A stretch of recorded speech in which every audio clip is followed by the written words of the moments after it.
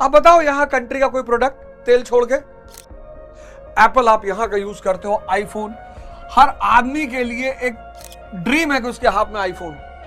मतलब मैंने जिसके पास भी आईफोन नहीं देखा, जिसके हाथ में भी मैंने अगर आईफोन नहीं देखा, मैंने पूछ लिया अगर गलती से, आईफोन नहीं है क्या?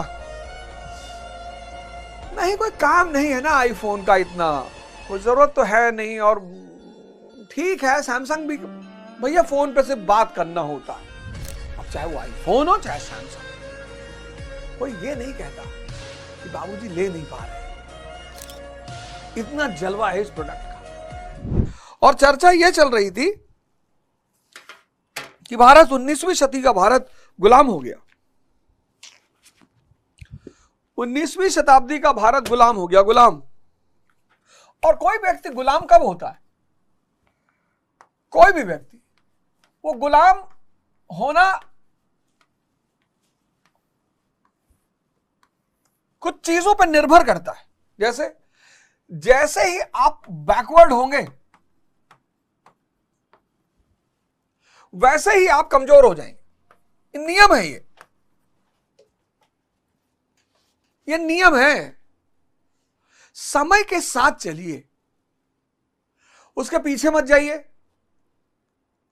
क्योंकि वो वेस्टेज है। पीछे से सिर्फ सीख लीजिए, इतिहास से सीख लीजिए। बहुत बुरा समय था, उस पर बहुत सारे लोगों को मैंने देखा अपने पास्ट को या तो रिग्रेट करते हैं या चीयर करते हैं। दोनों मत करिए। पास्ट से सिर्फ सीखा जा सकता है, यही इतिहास का महत्व है। तो और फ्यूचर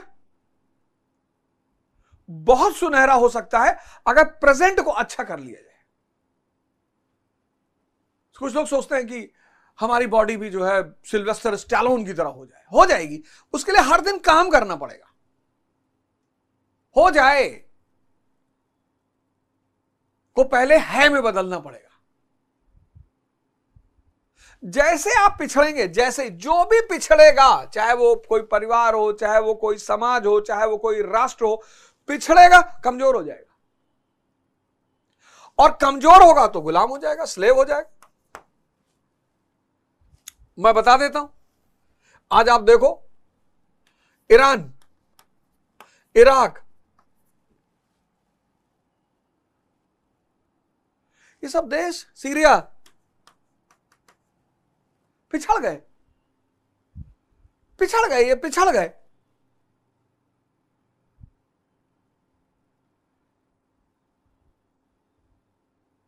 ये इन्होंने समय की धारा को नहीं पहचाना, ये पिछड़ गए। जबकि इनके सामने यूनाइटेड स्टेट्स ऑफ अमेरिका,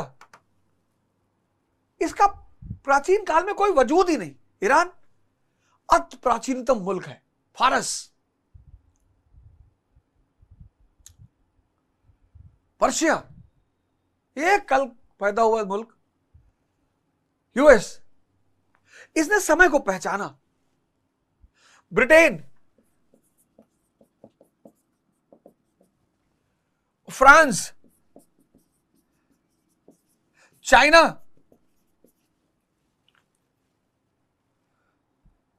आप बताओ यहां कंट्री का कोई प्रोडक्ट तेल छोड़ के? एप्पल आप यहां का यूज करते हो, आईफोन। हर आदमी के लिए एक ड्रीम है कि उसके हाथ में आईफोन हो। मतलब मैंने जिसके पास भी आईफोन नहीं देखा, जिसके हाथ में भी मैंने अगर आईफोन नहीं देखा, मैंने पूछ लिया अगर गलती से, आईफोन नहीं है क्या?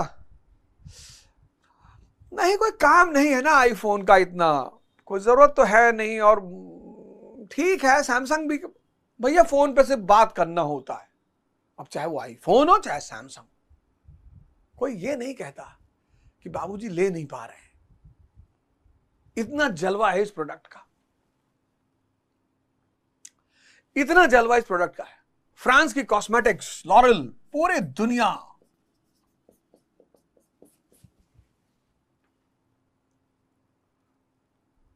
चाइना का वन प्लस, मोटरोला। सूत्र है, अगर आप पिछड़े तो आप कमजोर, अगर आप कमजोर तो आप गुलाम। ये सूत्र है।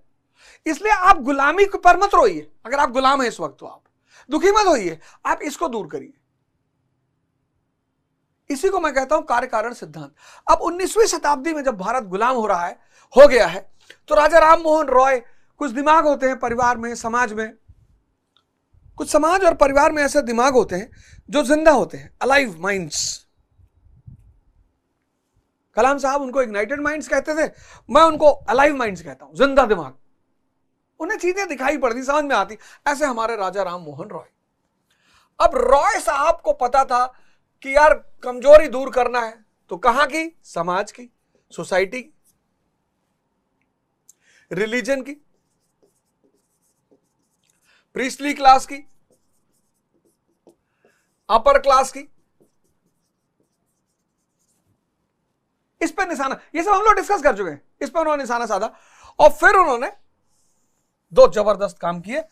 1809 में किताब लिखी, गिफ्ट टू मोनोथिज्म, एकेश्वरवाद को तोहफा।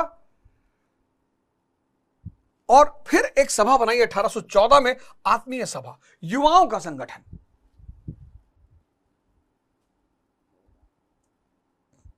युवाओं का संगठन, जिसको भी कुछ करना है उसे युवाओं को पकड़ना ही पड़ेगा। शक्ति को बालक समझ नहीं पाएगा, बुजुर्ग सिर्फ राय दे सकते हैं, लड़ेगा सिर्फ युवा, लड़ेगा सिर्फ युवा। अब राजा राम, यहां तक हम पिछली क्लास में पढ़ चुके हैं। अब राजा राम मोहन रॉय जी ने क्या किया? ब्लेंड एक शब्द होता है, ब्लेंड, हिंदी में कहते हैं मिश्रण।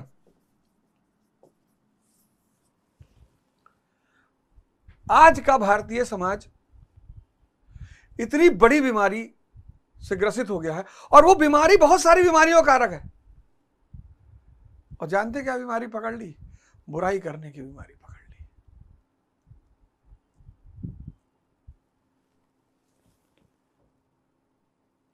मतलब राम, प्रभु राम को रावण में भी अच्छाई दिखाई पड़ती है, ऐसा प्रभु राम का मस्तिष्क है। लक्ष्मण जी से कहते हैं कि जाओ ज्ञान ले लो, ज्ञानी है ये।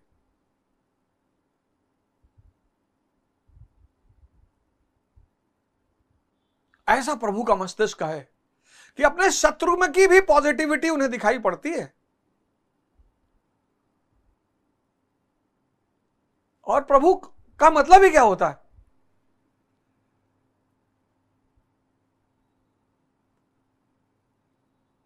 जिसको त्याग और तपस्या में आनंद आए, वही प्रभु है, वही परमात्मा है।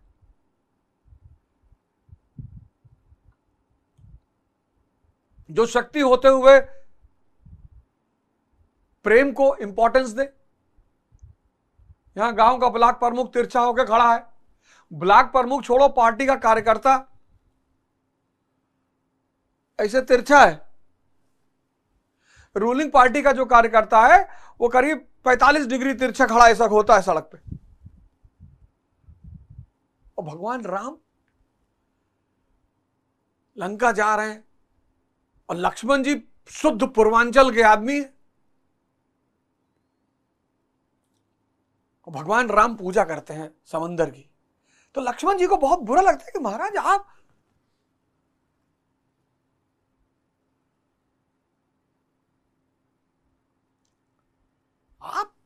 Protocol CM. अरे बोले चुप रहो यार, रास्ता मांग रहे, तभी तो भगवान है। 4 दिन के पद पर बैठे हुए लोग अपने आप को भगवान मान रहे हैं। बुखार और खुमार उतरता जरूर है, दो चीज। इसलिए जब भी पद पा जाइए, हल्की सी सांसारिक शक्ति पा जाइए, तो होश में रहिए।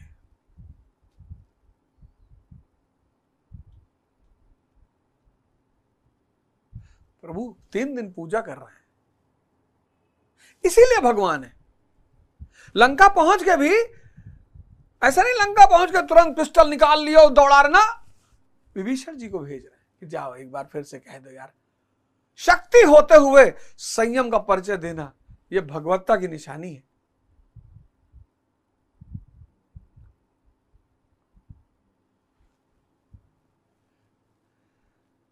तो हर चीज अब ईस्ट पूरब और वेस्ट पश्चिम, ईस्ट की सबसे खास बात क्या है?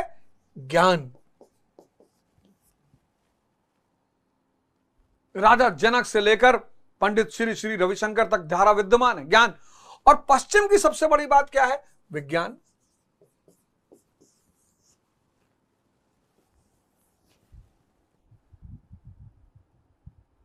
यहां का हीरो कौन? गुरु नानक, सुपरस्टार। आज गुरु नानक देव जी की जयंती है और भारत में नानक भगदा सदा विकास, सुनिए दुख पाप का नाश।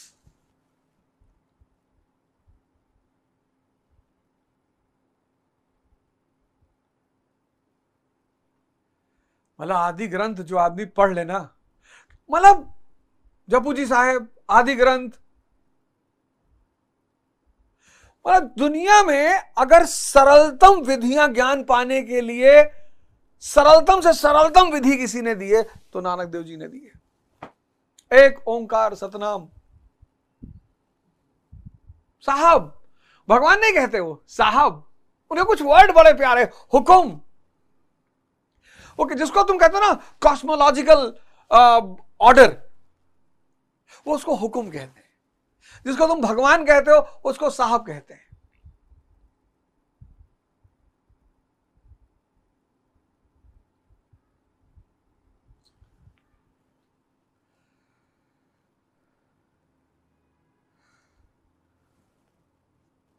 बड़ा प्यारा जपू जी साहब का वो है कि एक ओंकार सतनाम अकाल मूरत, बड़ा प्यारा सा है वो। उस पूरे 2 लाइन में इतना बड़ा शास्त्र और 3 चीज गुरु नानक देव जी ने कहा। 3 फॉर्मूला कोई लगा ले। एक तो सेवा, मतलब सेवा, सेवा से अहंकार कम होता है। ये जो सरदार बड़े बड़े, हमारा वो सरदार दोस्त है हरपाल सिंह बग्गा गोंडा में, सेल्फ मेड मैन, बाहुबली। ऐसा कौन सा अधिकारी और नेता है जिससे उसके व्यक्तिगत संबंध नहीं है? वो भी गुरुद्वारा जाके पोछा लगाता। सेवा, क्योंकि जब तक अहम कम नहीं करोगे विवेक नहीं पैदा होगा। इसीलिए बड़े बड़े स्कूलों में पढ़ने के बाद बच्चे आज नशा कर रहे हैं, लोग परेशान हैं। कह रहे भैया फलाने दून में पढ़ रहा था, भैया दून में पढ़े हो चाहे डुमरिया डी में पढ़े। डुमरिया डी एक छोटा सा टाउन है गोंडा से जब आप फैजाबाद की तरफ जाते हैं। सेवा, विवेक अगर, क्योंकि विवेक रोशनी है, वही रोशनी आपको उचित अनुचित में अंतर करना सिखाएगी और कोई रास्ता नहीं है ही नहीं। सेवा, सत्संग,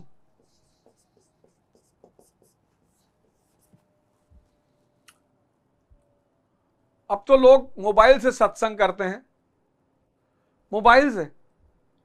अरे भैया तुमको कोई आदमी नहीं पसंद है तो मत देखो उसको। कम से कम छोटे बच्चों को, औरतों को, इनको तो छोड़ दो ट्रोल करने पे। मान लो डिप्रेशन में आ जाए, सुसाइड कर ले, कुछ कर ले,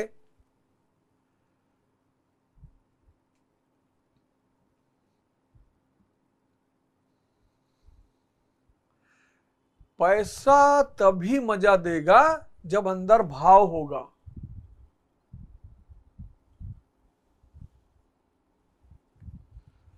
अंदर भाव नहीं है और पैसा बहुत है तो हिजड़े जैसी स्थिति हो जाएगी। क्योंकि भोग धन नहीं करेगा, भोग भाव करेगा। सेवा, सत्संग, सुमिरन।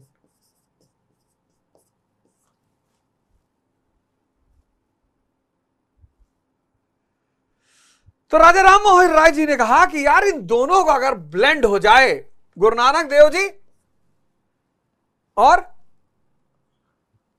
Newton, N plus N, Nanak plus Newton, N plus N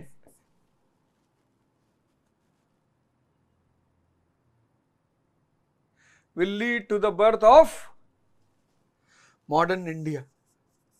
आधुनिक भारत का जन्म ऐसे ही होगा।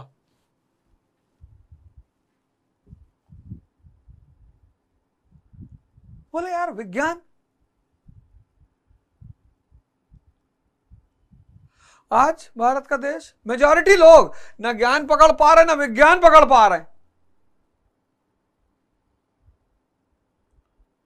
शराब पी रहे हो क्या भाई? पी रहे हो? मॉडर्न लोग हैं, मॉडर्न लोग हो।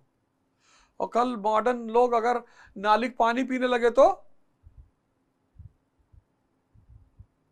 कोई भी अच्छी चीज, 3 इडियट में कहता ना रांचो कि ज्ञान की गंगा चारों तरफ बह रही, जहां से जो चीज अच्छी मिले लो। ये राजा राम मोहन रॉय जी का कहना था कि ईस्ट का ज्ञान कौन सा? वेदांत। वेदांत किस पे बेस्ड है? रीजन पे। उपनिषद रीजन पे बेस्ड है। और पश्चिम का विज्ञान किस पे बेस्ड है? रीजन पे।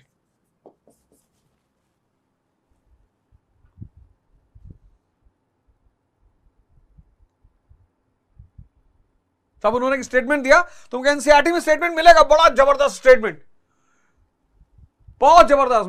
मैं तुम लोगों में से अगर किसी ने 50 बार भी एनसीईआरटी पढ़ी हो तो शायद ही उस स्टेटमेंट को कभी पकड़ा हो। और आज भी अगर तुम उस स्टेटमेंट को पकड़ लो तो इस देश की स्थिति अगले 5 साल में बदल जाए। देखो भैया, हमारे पास तो भगवान है, हम बहुत भाग्यशाली हैं कि हम साक्षात भगवान के साथ रहते हैं।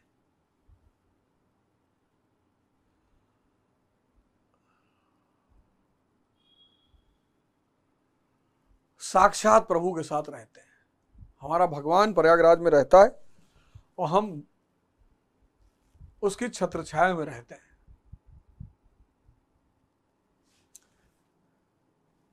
क्या स्टेटमेंट दिया है राजा राम मोहन रॉय ने? कहा new India will be guided by human reason. क्या बात है। और आज मैं कह रहा हूं, इस बात को फिर से रिपीट कर रहा हूं, फिर से पढ़ना एनसीईआरटी। ये एनसीईआरटी का स्टेटमेंट है। और अगर आज भारत का 80% युवा इस लाइन को पकड़ ले तो 5 साल 5 years, बस 5 साल। New India will be guided by, आधुनिक भारत का दिशा निर्देश कौन करेगा? Human reason. अभी इस देश को किसकी जरूरत है? अच्छी शिक्षा की, एजुकेशन। ऐसी एजुकेशन जो विवेक पैदा करे। इसको किसकी जरूरत है? हेल्थ की। इसको किसकी जरूरत है? इंडस्ट्री की। इसको किसकी जरूरत है? इंफ्रास्ट्रक्चर की। इसको किसकी जरूरत है? टेक्नोलॉजी की।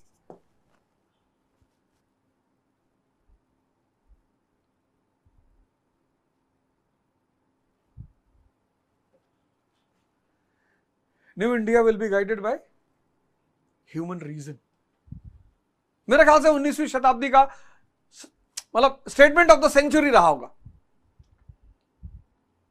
और फिर उन्होंने एक और किताब लिखी, परसेप्ट्स ऑफ जीसस, 1820 में उन्होंने एक और किताब लिखी, परसेप्ट्स ऑफ जीसस। और उन्होंने प्रयास किया कि जीसस क्राइस्ट के जो मॉरल संदेश हैं, मॉरल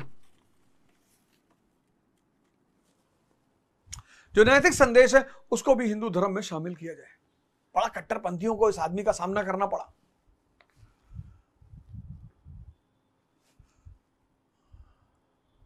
मतलब मैं आज लोगों से जब बात करता हूं, मुझे बहुत, दौर ही ऐसा है।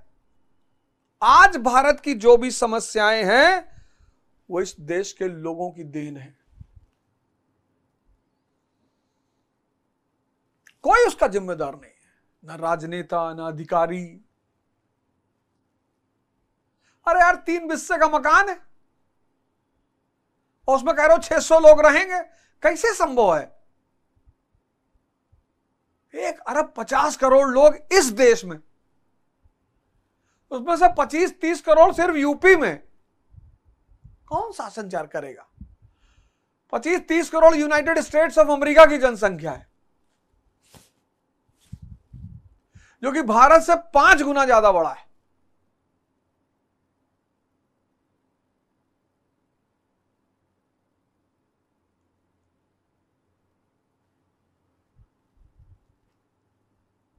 आज इस देश में जो भी समस्याएं हैं उसकी जिम्मेदार इस देश की जनता है।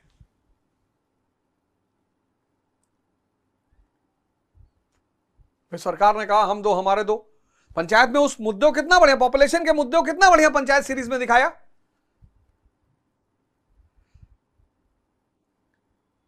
दो बच्चे मीठी खीर,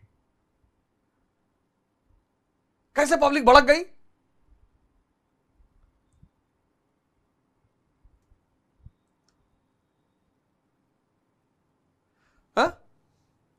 परसेप्ट्स ऑफ जीसस।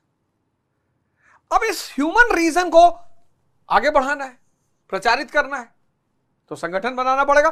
तो 1828 में एक संगठन बनाया, ब्रह्म सभा, जिसको बाद में कहा गया ब्रह्मो समाज। 1809 में कौन सी किताब लिखी? गिफ्ट टू मोनोथिज्म, एक ईश्वरवाद।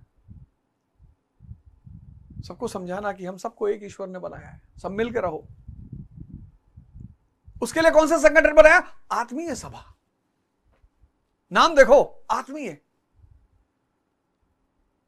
1820 में कौन सी किताब लिखी? परसेप्ट्स ऑफ जीसस, ह्यूमन रीजन पर आधारित।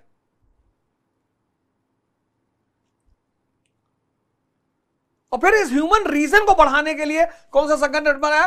ब्रह्मो सभा, जिसको बाद में कहा गया ब्रह्मो समाज।